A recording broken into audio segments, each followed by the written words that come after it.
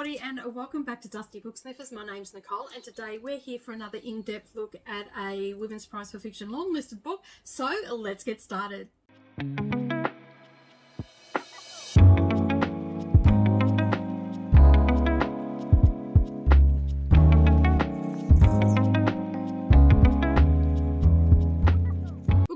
Good evening, everybody, and welcome back to the channel. Thank you for taking some time out of your day and spending it with me while I prattle on about the book that I'm about to read.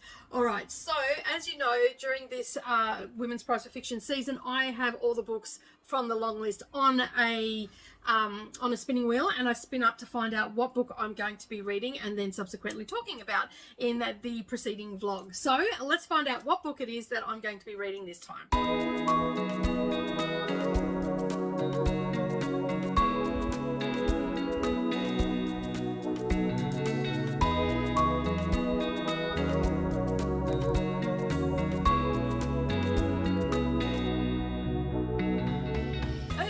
So I spun up, as you've seen, the Safekeep, and I have done a little bit of research now about the book because I actually know nothing about this book. I know that it's been on the Booker Prize shortlist. That's all I know.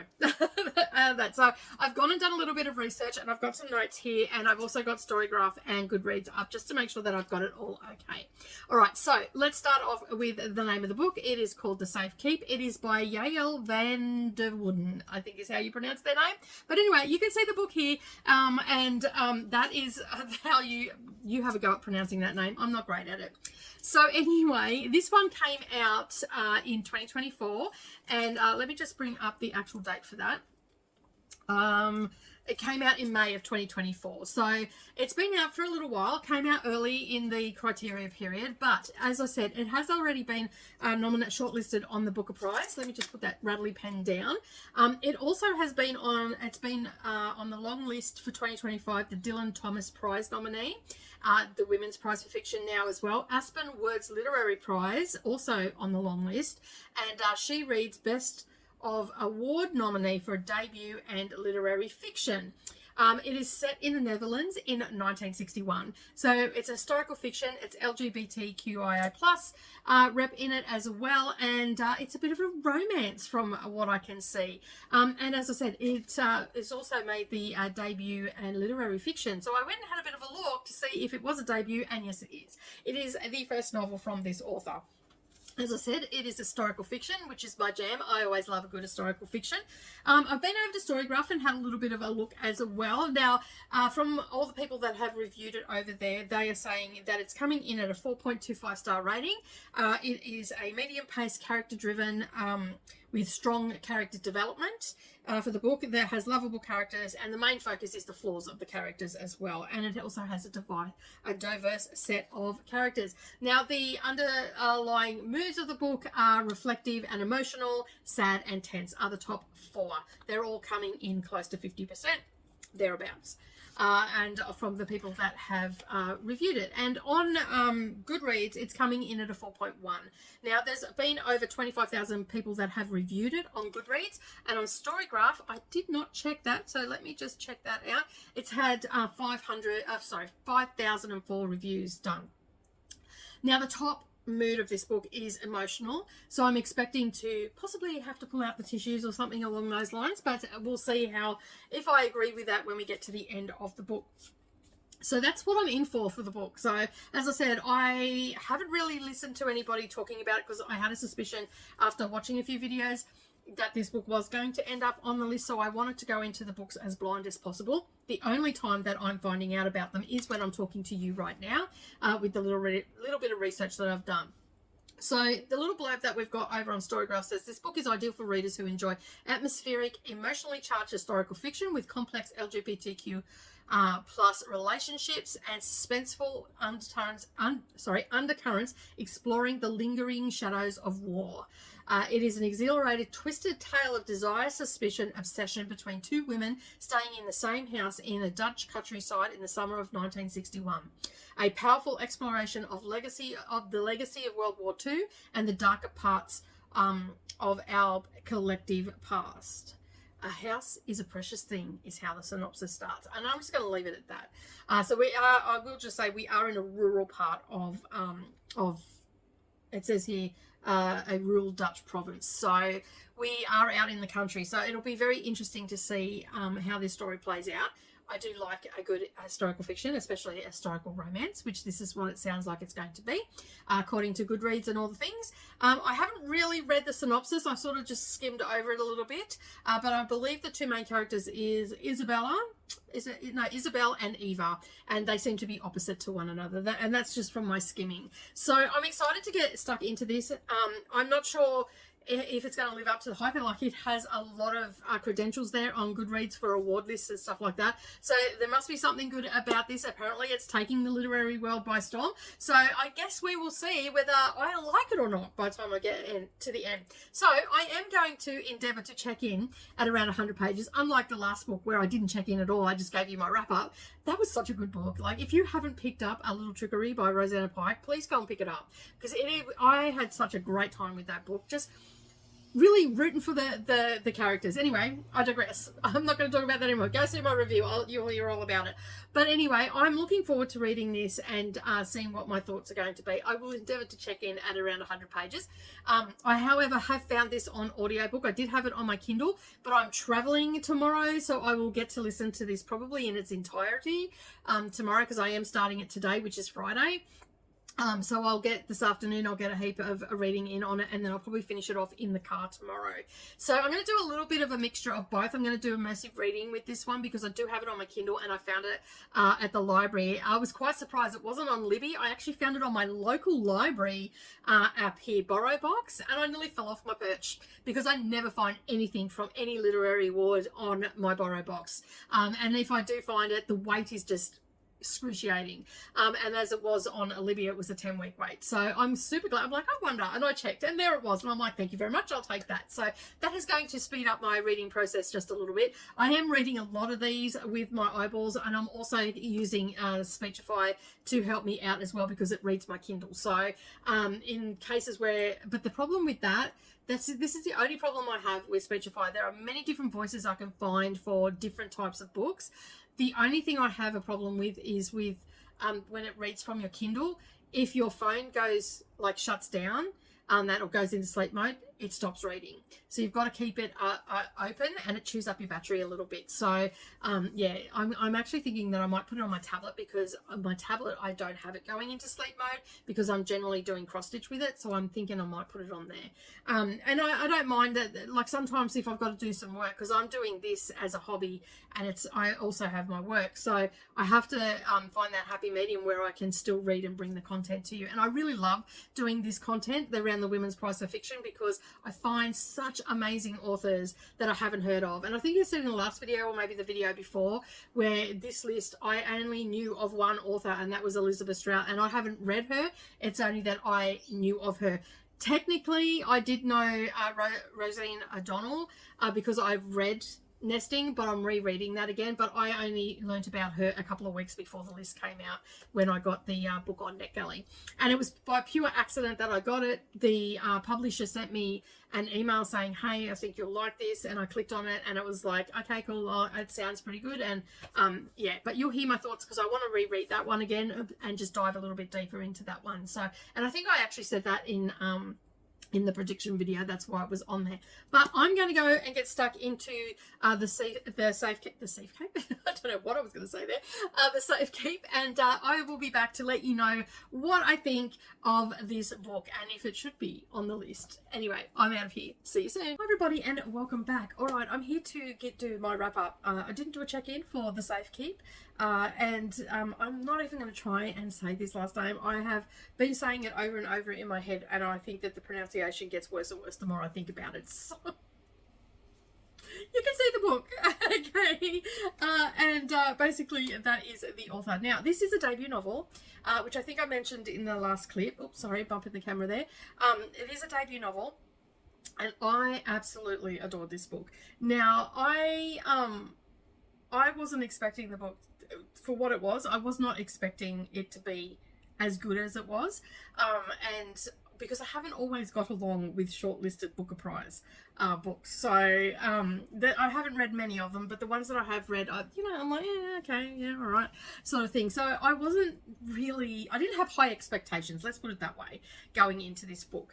But I was excited to read it because it is on the Women's Prize for Fiction, and sometimes we do get a bit of a crossover Booker and Women's Prize. So I took it for what it was. So this is a book set in 1961. We're in the Dutch countryside, and we've got the main female protagonist is Isabel, and her mother has passed away several years beforehand, and she has become very reclusive, a little bit angry, a little bit bitter about her life, and not a really she's not a likable character at all, because she has that air of anger about her and all that sort of stuff, right? So she's very standoffish is probably the word I'm more looking for. She doesn't really interact with people very well, and when she does interact with people, she's very pulls back, and she's not quite wanting them to touch her and things like that.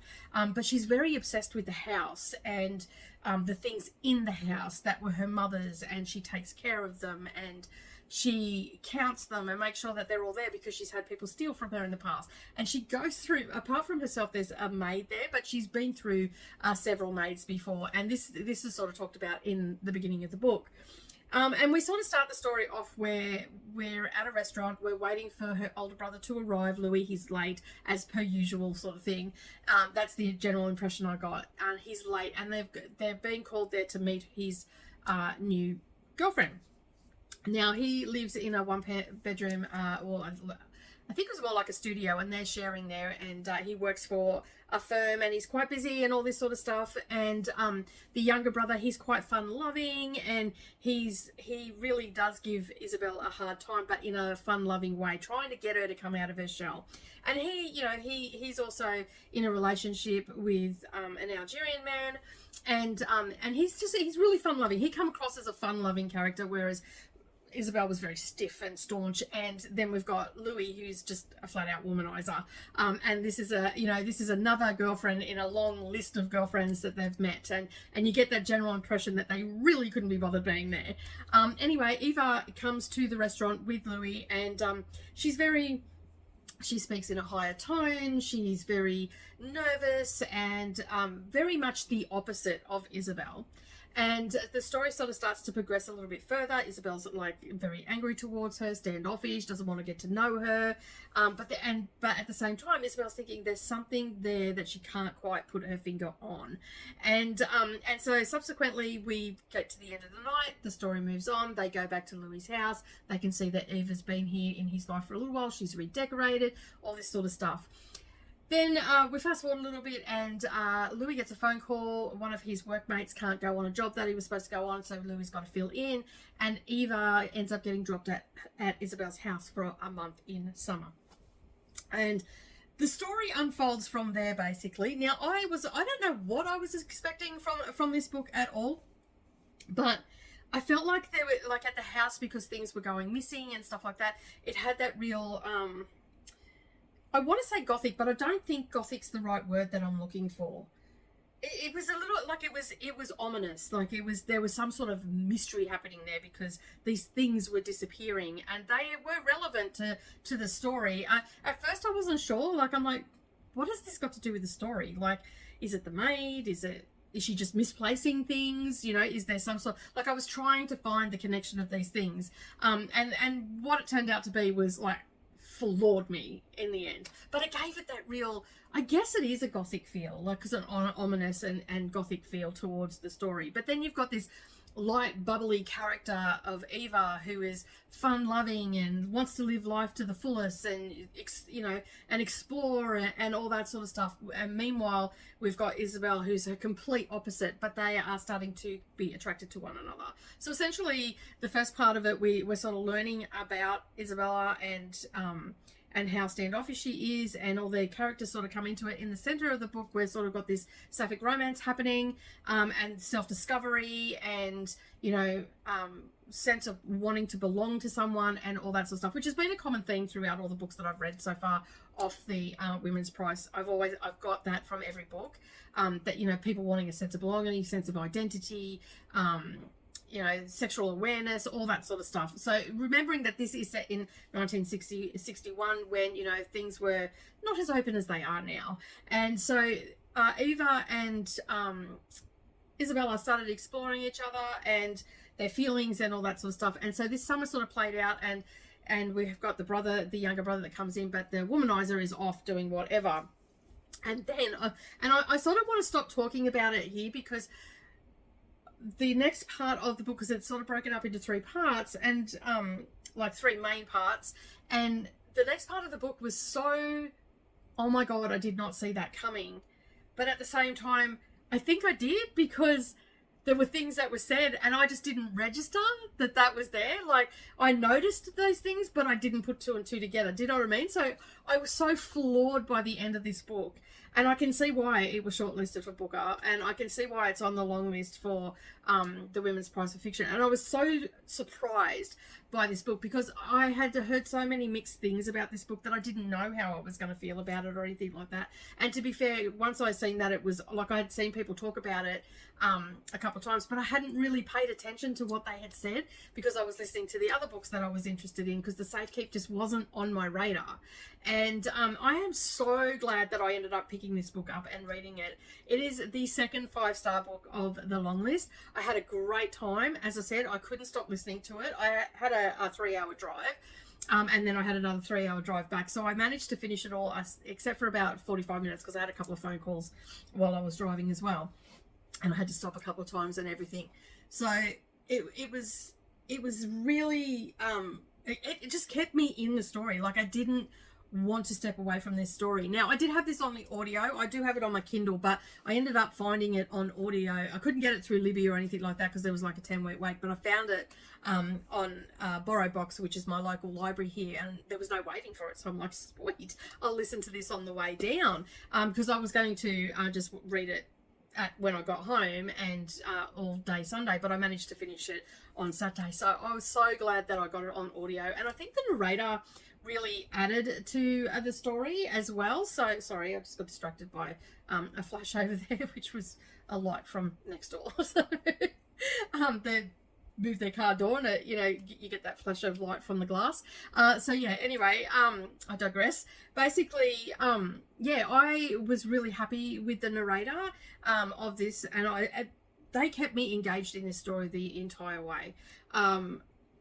And I was so glad that I got that uninterrupted listening for the first part of the book. Now, there were little bits and pieces in this that, you're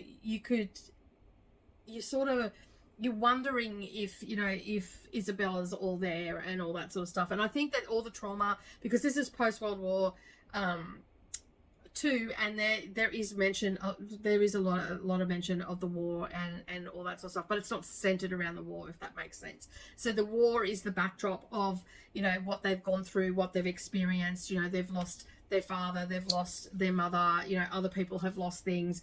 There's also neighbors that she talks to and stuff like that are, going on about things that were given and all this sort of stuff. So there's all these little bits and pieces and nuances happening in the background around the Second World War, but it's not the main focus, but it just adds to the story, and the layering of the story as well was unbelievable. Like, I was just absolutely 100% blown away, and I cannot wait to read more from this author. This, as I think I mentioned this, it was a debut novel, and it came out, I think it came out last year.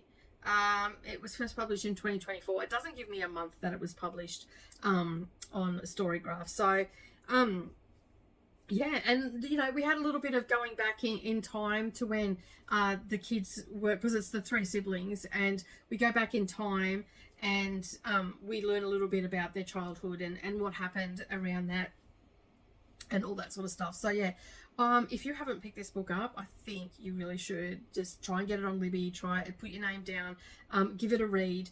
I, as I said, have given this 5 stars, and if I haven't already read the little blurb off the back, I think this sums it up really well.